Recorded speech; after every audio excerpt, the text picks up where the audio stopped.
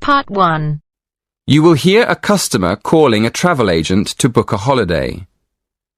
First, you will have some time to look at questions 1 to 7.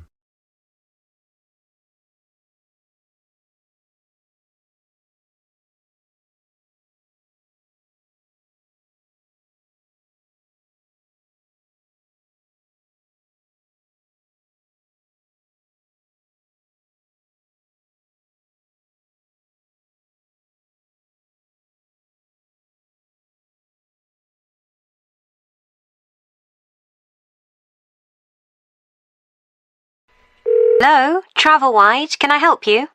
Oh yes, good morning. I'm looking for a hotel for a long weekend. Okay, first of all, where would you like to stay? I mean, are you looking for a peaceful weekend in the country, a busy city break, or a relaxing time at the beach? Well, I certainly want a quiet weekend. I work very hard, so I'd like to relax for a few days. Right, so it would be country or beach. Which would you prefer? The beach is very relaxing, but I think I'd rather go to the country this time. Okay, that's fine. Let me have a look at country hotels. Would you like to stay at a spa hotel where you could swim, read, eat healthy food and have relaxing treatments? Or would you prefer a family hotel on a farm? I must say I like the idea of a spa. Well, that's great. Now, let's just look at our spa hotels. You definitely don't want the beach. No, I'd like to go somewhere in the countryside, somewhere where I can go for walks. Okay, then it won't be the Ocean Waves Resort. Farmhouse Getaways is a family-run hotel in the country, but it's not a spa. How does Sparkling Springs sound? It's a luxury spa hotel in the countryside with an indoor heated pool and views over the fields and woods nearby. That sounds exactly what I'm looking for. Let's go for that. Excellent. Now, if I can take some details, I can make the booking for you. Could I have your full name, please? Yep. My name's William French. William French. And your address? Number 4, The Willows, Stanmarch, Norfolk, NE1 4SP. The Willows. Sorry, how do you spell that? WILLOWS. The Willows. Thank you. And can I have a contact number for you? Yes, my mobile's probably the best one. It's 07632 112254. 07632 112250. No, it's 07632 112254. Sorry, 54. And when would you like to go? On the weekend of the 15th of June. Fine. Checking in on the 15th of June. And when would you like to check out? I'd like to stay until the night of Monday the 18th of June, so I'd be leaving on Tuesday the 19th. Right. Check out on Tuesday the 19th of June. And how will you be paying? By credit card. How much will it be? Let me see. 4 nights at £90 per night is £360. Is that okay? It includes breakfast and dinner and a treatment a day. Yes, that sounds fine. I'm looking forward to it. Before you hear the rest of the conversation, you have some time to look at questions 8 to 10.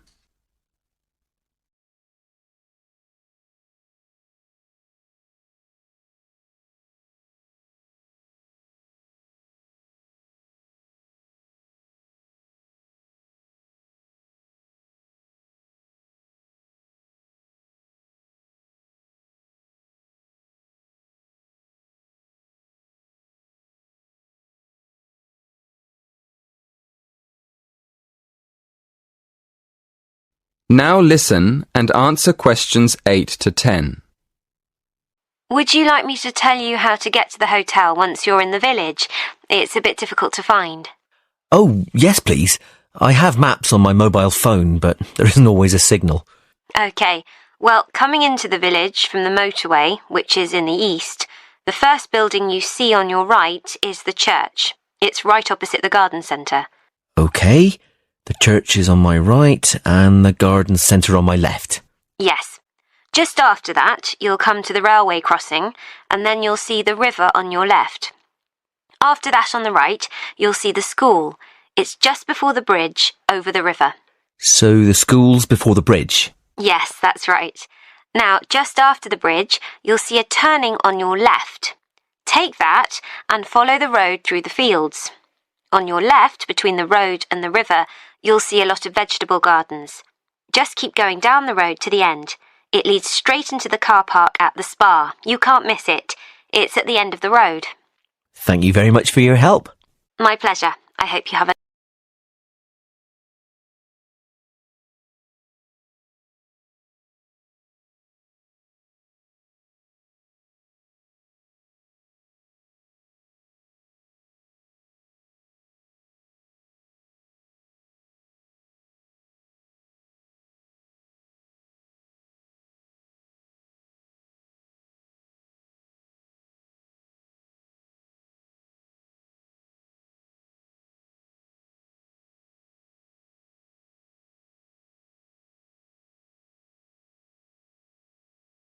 Now turns to Part 2.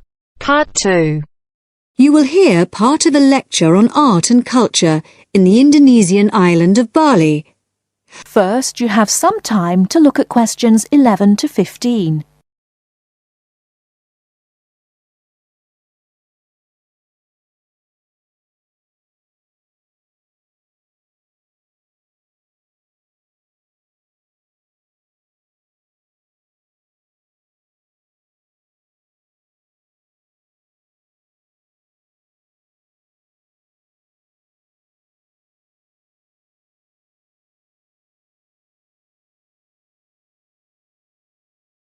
Now, listen carefully and answer questions 11 to 15. Last week, we looked at the traditional art of Japan.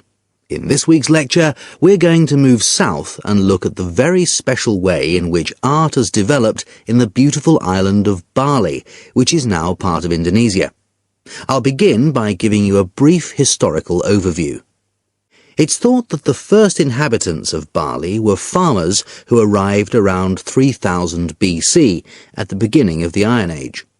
They probably originally came from China, and in Bali they cultivated rice and built temples ornamented with wood and stone carvings and statues. The Hindu religion was introduced in the 14th century AD, and this has remained the main religion on the island. This was an important period in the artistic development of the island, when sculptors, poets, priests and painters worked together in the service of the ruling families. Rather than painting everyday scenes, artists concentrated on narrative paintings illustrating the epic stories of Hinduism. Bali's rich natural resources have always made it an alluring goal for merchants, and from the 17th century onwards, Dutch ships visited the island to trade in spices and luxury goods. Gradually, the old royal families lost their power, and eventually, in 1906, the Dutch East Indies Company was founded, and the island became a colony. In the 20th century, art then took on a very different role, as a tool accessible to everyone in the fight of the Balinese people against colonization, rather than as the property of a minority. Shortly after this, in the 1920s, stories of the beauty of the island of Bali began to spread around the world, and Balinese art underwent another vast transformation with the advent of tourism to the island. At first, this was only on a small scale, but it had important effects. Expatriate artists from Holland and Germany settled on the island, bringing paper, Chinese ink and other new materials with them.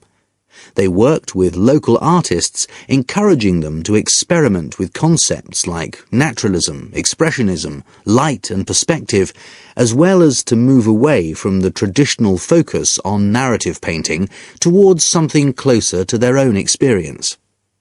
When independence came in 1945, this desire for an art to match a new national identity became stronger, and the traditional narrative paintings started to give way to scenes showing the everyday life of the Balinese people, harvests, market scenes and daily tasks, as well as the myths and legends of their history. Before you hear the rest of the talk, you have some time to look at questions 16 to 20.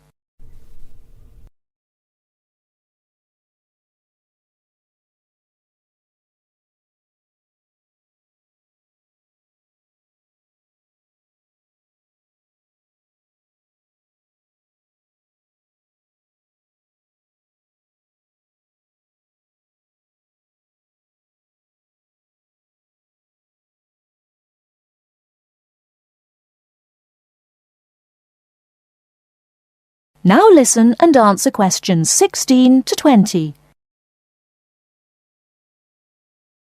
Many of the features that give this art its special place in the world today can be traced back to these historical roots. One feature that is rooted in the events of the last century is that today in Bali, the production and the appreciation of art is not restricted to a minority. In fact, there is a famous saying that in Bali, everyone is an artist. And it's not considered that to make art or talk about art, any formal training is needed. Art is just produced as part of Balinese life. Even fruit salad is served with flowers strewn on top. One factor which has contributed to this productivity is Bali's fertility. Over the centuries, the rich soil and the fact that food and shelter are readily available has given the islanders the leisure to develop their arts. While painting, sculpture, carving and music have traditionally been the province of men, women have channeled their creative energy into making lavish offerings to the gods with spectacular pyramids of flowers, fruit and cakes offered at the temples on festival days and celebrations.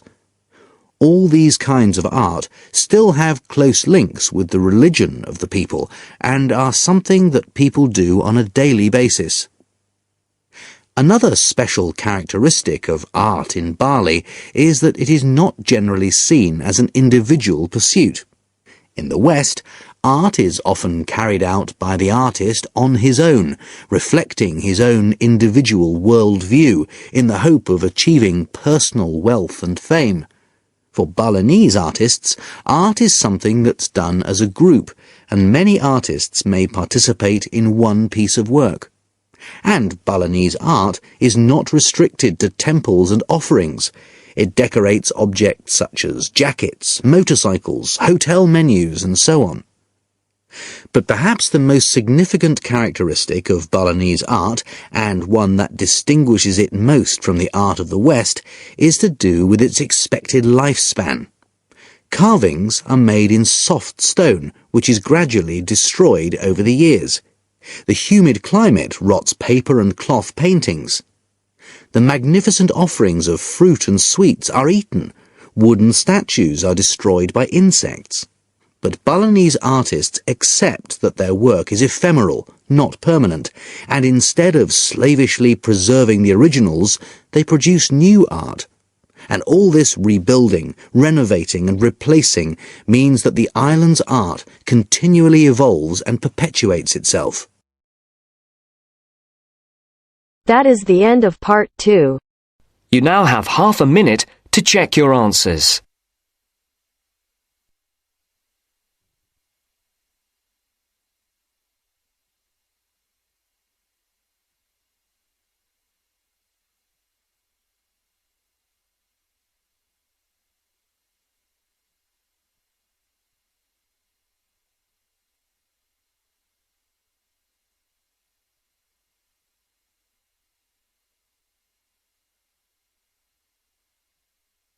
Now turns to part 3. Part 3. You will now listen to a talk on bicycles. First, you have some time to look at questions 21 to 25.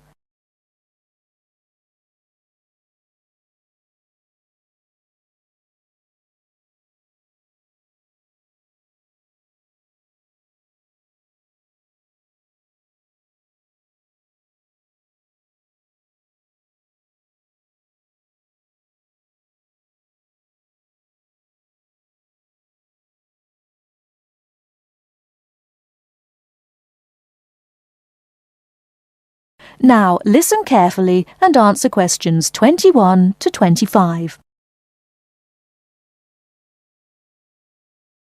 Today, we're going to talk about the latest bikes for professionals and novices.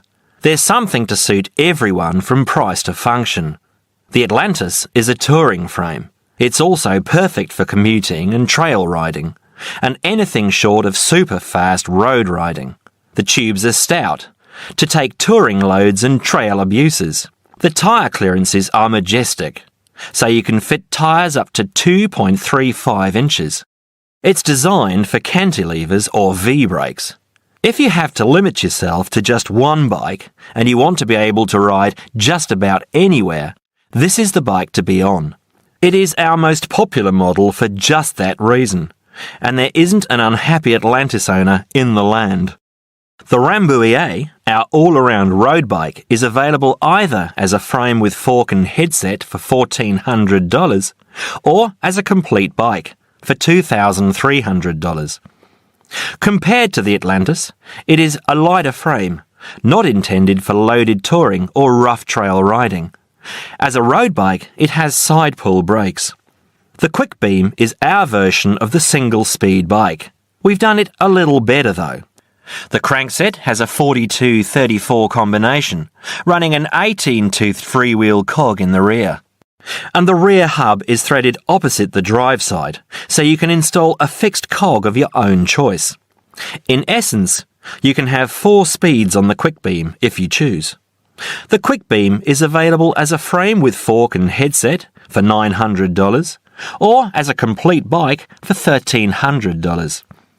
This is a rugged, versatile bike that you can ride on the road as well as on rough trail. Before you hear the rest of the talk, you have some time to look at questions 26 to 30.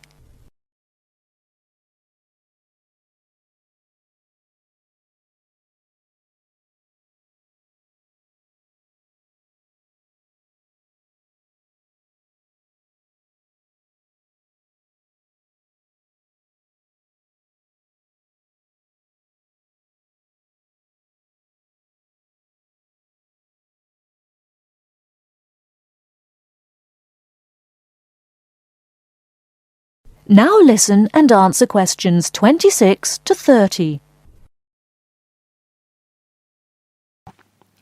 The Saluki is our roadish, light touring, randonneuring frame. It's designed for 650B wheels. If 650B means anything to you, you'll either love it or think it's marketing suicide. If you're new to 650B and a follower, you won't want it. If you're new and a rebel, you will. Now, I'll just talk a little about saddle comfort. The road bike, for the most part, has turned into a high-tech, uncomfortable machine, and the proof is all around us. Look through any bike magazine or catalogue, and you'll see the saddle up to 6 inches higher than the handlebars. It is impossible to be comfortable on such a bike. It forces you to lean forward, putting more weight on your groin, hands and arms. People ride these bikes with straight, locked-out arms and wake up with aching backs. They endure it, get used to it, or buy recumbents. When we custom design a bike for you, you'll be able to get a comfortable position. Your back will be between 45 and 50 degrees, and there will be a noticeable bend in the arms. And most importantly, your arms won't be supporting your body weight. You won't have to look up to look ahead, because you won't be hunched over and low. That means our bikes are more accessible for riding on the flats, or even for short climbs. We consider this when we design and build your custom frame. That is the end of part 3. You now have half a minute to check your answers. Part 4. Listen to somebody giving a talk about homelessness and check your ideas. First, you have some time to look at questions 31 to 40.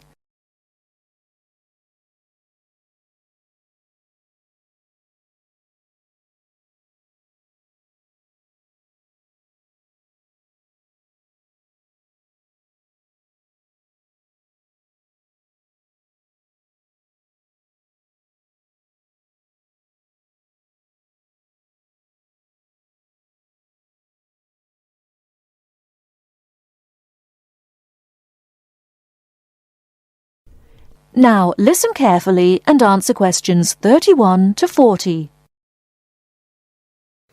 Now, I'll start by explaining what homeless means, and it means a little more than simply sleeping out in the street. The people you see in parks and gardens or bus stops and shop doorways are a small percentage of the people that we class as homeless. People are homeless if they are sleeping on the floor or on the sofa at a friend's house. They are homeless if they are sleeping in a hostel or shelter for homeless people. They are homeless if they are sleeping in a car or any other vehicle. We also class people as homeless if they are separated from family or other people that they would normally live with. People are homeless if they live in conditions that are so bad that their health is affected. And they are homeless if they are in danger of violence or physical abuse. That means, as I said before, that homelessness is a much bigger issue than a few people sleeping in bus stops or shop doorways. This is just what you see. So why do people become homeless? People do not choose to be homeless. They are not sleeping rough because they have chosen to leave a safe home or families who love them. They are homeless because there is no other option. People become homeless because they are poor, because they cannot afford to pay rent, or sometimes because they cannot afford to pay the mortgage on a house or apartment that they have bought. People become homeless because they lose their job or have never had a job. There are related problems that often result in a person becoming homeless. Many homeless people have a drug addiction. They are either homeless because they spend their money on drugs, or they have become addicted to drugs because they are homeless. A high percentage of homeless people have mental health problems and find it difficult to make the decisions about their lives that most people can make. A number of homeless people are ex-prisoners.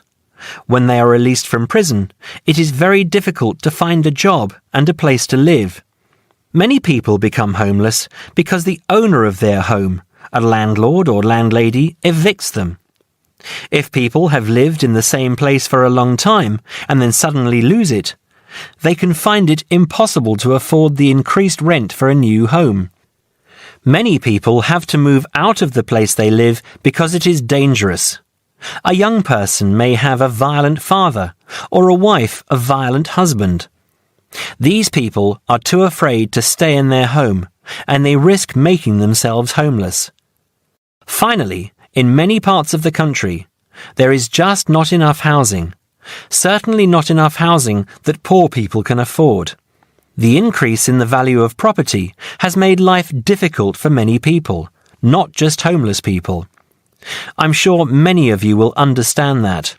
So, how do we deal with a problem as big as this? It isn't easy. In this country, people with very poorly paid jobs or no jobs at all receive some kind of financial support. In some cases, all or part of their rent is paid by the government. This helps to stop people becoming homeless. But if you are already homeless, it doesn't help. Most towns, like this one, have shelters for people who are temporarily homeless, but they cannot stay at them permanently. They have to move on after a certain period of time. Some towns have food kitchens where homeless people can get a meal 2 or 3 times a week. The problem is that shelters and food kitchens don't really deal with the cause of the problem. They deal only with the effect. People can stay in a shelter for a while, but it will not help them to find a home of their own, and that is what they need, of course. Now, I'm going to go on in a moment to talk about some of the suggestions that have been made in terms of dealing with homelessness. Ideas for dealing with the problem in a more permanent way. I'll also talk about some of the programs that are in place and are in some cases very successful in other parts of the world. Before that, does anyone have any questions about what I have said so far? That is the end of part 4. You now have half a minute